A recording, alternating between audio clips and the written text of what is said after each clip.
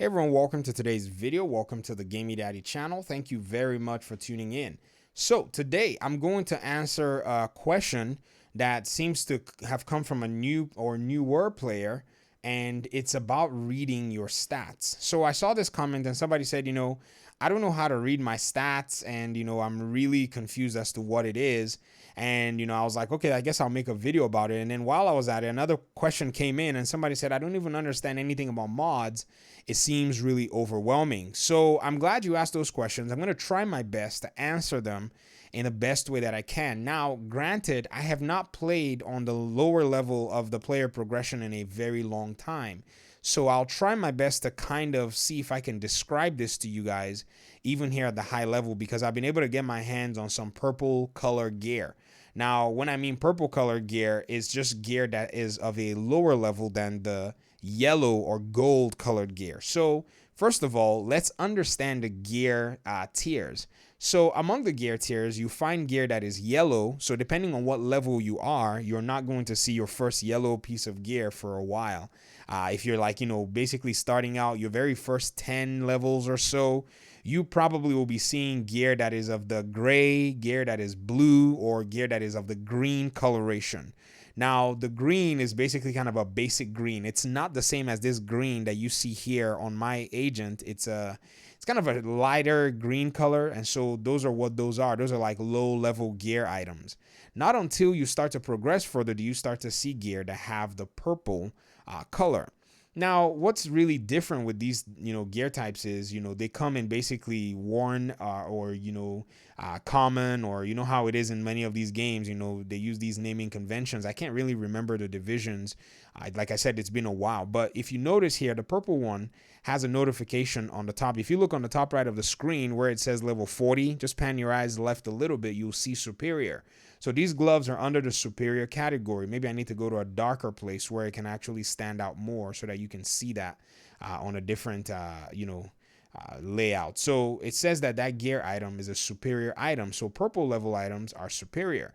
If I scroll up one, you see that the gold or yellow color item is a high-end item. If I scroll up to one of these green items, you see that this is a gear set item. So these are how they've actually broken them down based on their own categories or tiers. And with each breakdown, there's a power level increase. If you notice, the superior item has 75,000 armor. Even though it's level 40, it is still 5,000 less armor than the gold item. So in essence, there's a disparity already between both of them. So there's a little stat increase that goes on. Now, yes, from brand set though, which is the gold one, all the way to green, there is no disparity in terms of armor and stats. They have the same potential amount, max amount of stats that you can roll on them, which is what I'm going to explain to you. So what are your stats?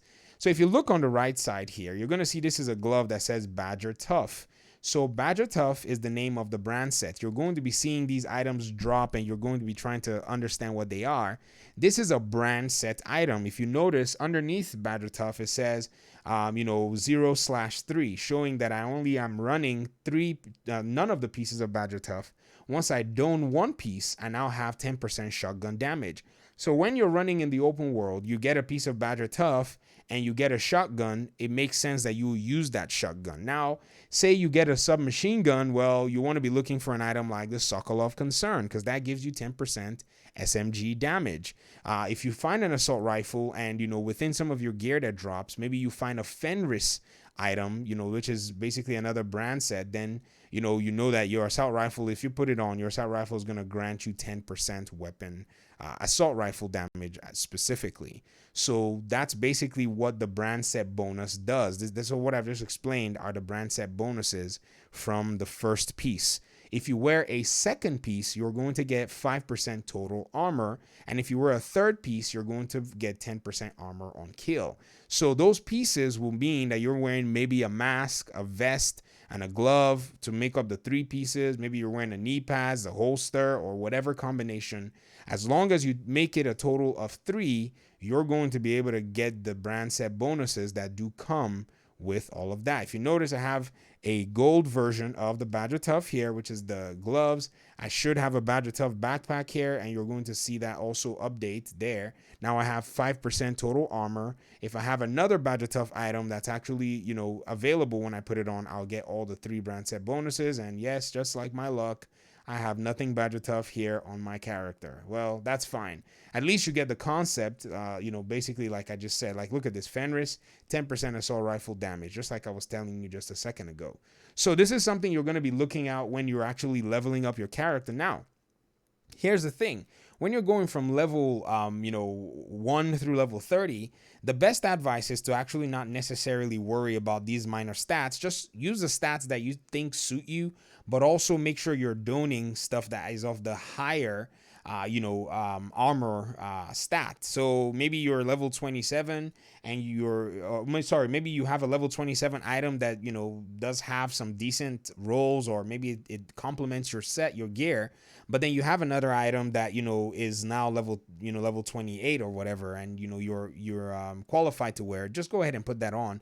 Not until you get to level 30, in my opinion, should you concern yourself with these stats, because all those items, every time you increase XP and move to the next level, you're going to crush them anyways. So don't necessarily bother about them until level 30. But once you hit level 30, now you have to start looking at the core attributes and the attributes. The core attributes basically are comprised of 3 attributes, which are skill tier. If you notice underneath, you see this yellow symbol, or you have a core attribute, which is basically, offensive, which is your weapon damage, or you have a core attribute, which if you notice is blue, which is armor. So these are the 3 potential core attributes, and you can stack them in whatever combination you want in order for you to, make your playstyle more fine-tuned. So in reading these stats, you're able to understand builds, because eventually you're going to be watching build videos. You're going to be seeing how people put and combine builds together to be able to make sense for their character and their playstyle. So understanding the core attributes basically will make a lot of sense, but there is more. I mean, in understanding the core attributes nonetheless, but I'm just, explaining them on a basic level for now. Then you have your attributes, which I wish they had just named them minor attributes. There would have been no problem. In the Division 1, they did that. They just named them major and minor. It was easy to understand. But here they've decided to name them attributes, so there's no problem. Now, your minor attributes or attributes, they will have some other minor stats that also complement your build or playstyle. Now, they have potential roles that they can actually come in. They can come in multiple different combinations. So here you see armor regen and headshot damage on those knee pads. And then on the other knee pads that I'm showing you, Sokolov knee pads has weapon handling and skill haste. This one has got headshot damage and skill haste. And so they're going to come in those different kinds of combinations. So you need to look out for them to be able to see how they complement your build. Now, let me show you basically minor attributes in a full-fledged build and show you the application so that you can see how you use those minor attributes and core attributes. So this is one of my builds that I run. It's my favorite build. It's a status effect build. Now, status effects are based on skills that apply a status effect on the enemy. So skills that can, basically, put a disrupt status effect on them, put a burn or bleed, or whatever kind of effect on the enemy, disrupt or whatever it is you want to call it. And so you want to make sure that your skill tier is high enough to be able to, maximize the strength of your skills. Hence, my core attributes in this case will be 6 of the skill tier attributes. So pretty much I got a skill tier roll on the core attribute of all my pieces. My knee pads has got 1 skill tier. My gloves, 1 skill tier. So basically that. Now then, when I move into my, minor attributes or my attributes, I want to be able to leverage status effect on every single item. So if you notice, my Vile Mask has got status effects as one of the minor attributes, and my backpack has also got status effect as one of the minor attributes. My gloves, you get the point. 1, my knee pads, 1 status effect. My holster, status effect. Oh, I need to roll that holster to max status effects. Darn, I'm slacking. I have it in my, recalibration library. And my chest piece, also status effects. So at this point, I'm garnering status effect in my, attributes to be able to stack up how those attributes all work together. And then that's just my first of the 2 minor attributes that are available to me on most of my gear. If you also notice, your gloves and your holster only have 1 slot for a minor attribute. So that's where you have to prioritize how you use them, and they will most likely be getting the minor attribute that is that you're actually trying to highlight in your entire build. So that's something that you can do. Then if you notice, your chest piece has got a second minor attribute as well, and also your backpack, and also your mask, and also your knee pads.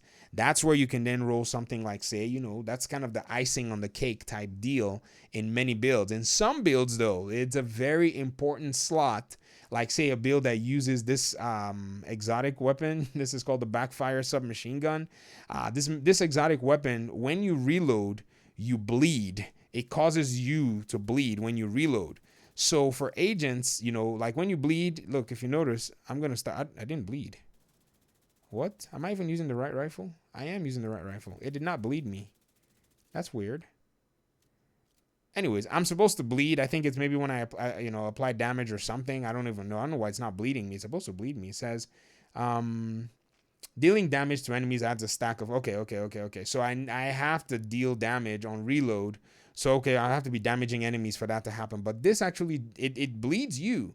So a lot of people, when they're running or building for this, they make sure that they highlight on their second minor attribute that they actually do have hazard protection on there, which basically they resist the bleed, and they basically just nothing happens to them. So if you notice, it's also a secondary aspect that they can use for their builds. So that's kind of the icing on the cake for this. For some other builds, people can run critical hit damage and critical hit chance if they're running builds that highlight the offensive aspect of their builds, and you can use whichever combinations you feel suits you for your own player character. So this is how you read stats on a gear items, and this is, in my opinion, the best way that I feel like I could have done this. I do have other videos that explain these concepts as well, so feel free to look through my playlist of videos. I'm going to leave some links here in the description as well, so that you're not in the dark if you still have any further questions, and I believe that at least these videos will provide some clarity overall. So if you have any questions, leave them in the comment section. Thank you very much for tuning in. I appreciate you guys so much. Peace out.